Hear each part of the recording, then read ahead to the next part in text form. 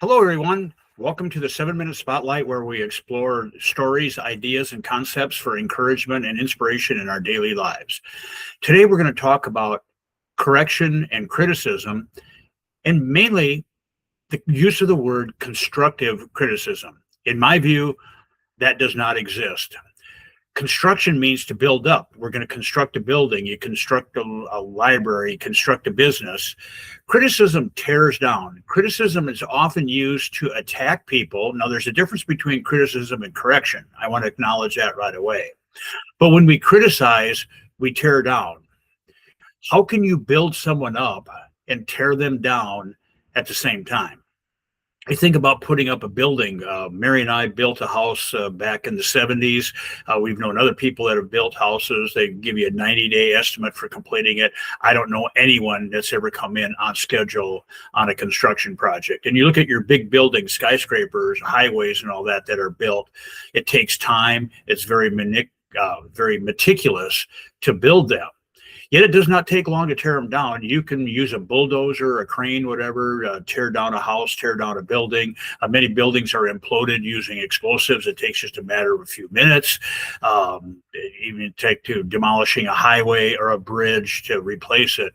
That part is quick. The building part takes time. So are we going to take time to build people up and influence their lives, give them something that they can constructively work with? But criticism is not it. Now, the partner to this that we have to acknowledge is correction. We have to be able to be corrected.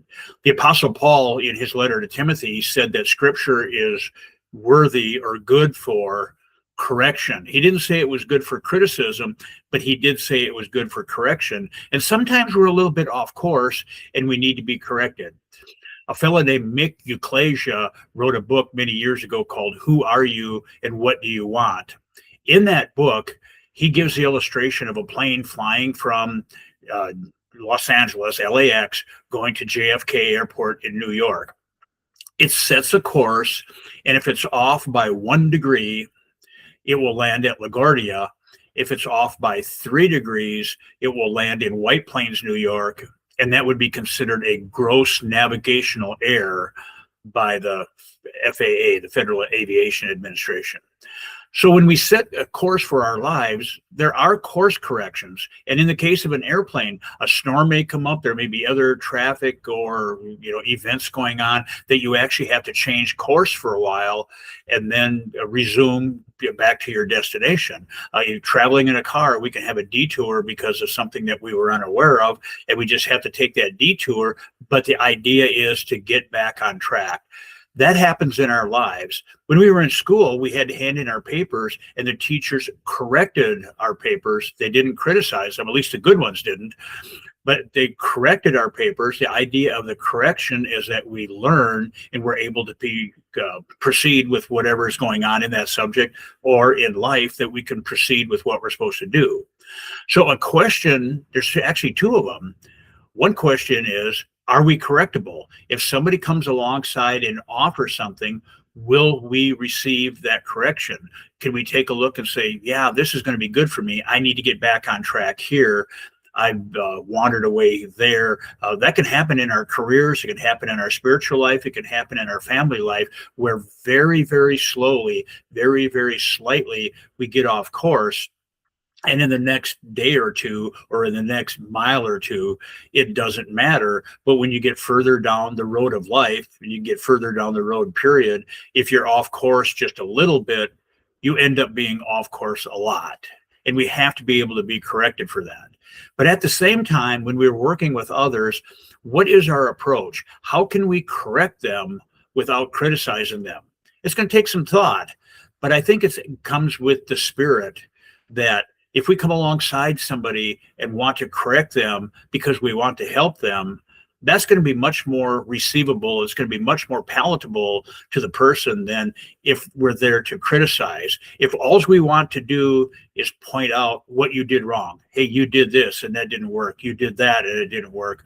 Well, all we're doing is tearing down, and that won't work. Years ago, many, many years ago, my dad would always tell me, and he would hold people accountable with this, that if you're going to come with a complaint, also come with a suggestion. If all you can do is complain about what's going on, but not have a suggestion to correct it, then don't bother stating it because he didn't want to hear it. It's not that he was burying his head in the sand and wouldn't listen to what people had to say. But if you know what's wrong with something, if you're smart enough to figure that out, you might be able to help with figuring out how do we overcome it? How do we correct it? We see that a lot in our culture today. People are quick to criticize the other political party, the competition, whatever it is that we're involved in. And yet we don't have any solutions to overcome that. I just want to prove that you're wrong. I don't have anything to contribute to show what's right, but I want to prove that you're wrong. We're not going to win followers that way. We will win followers by standing firm on what we believe is right and not criticizing, but always point towards what's right. That can be a matter of our spiritual background. It can be a matter of our employment, of working with our family, friends, neighbors, any projects that we're in. We can keep our attitude on correction and building up. We will get much further than if our focus is on criticizing and tearing down. So what do you think? Our contact information is on the screen. Let us know if you have any thoughts or ideas. We'd love to hear from you. The challenge for this week is, how can I correct and how can I receive correction without it falling to the negative and being criticism? Let's think about that. Have that guide our week. God bless you all. We'll see you in the next one.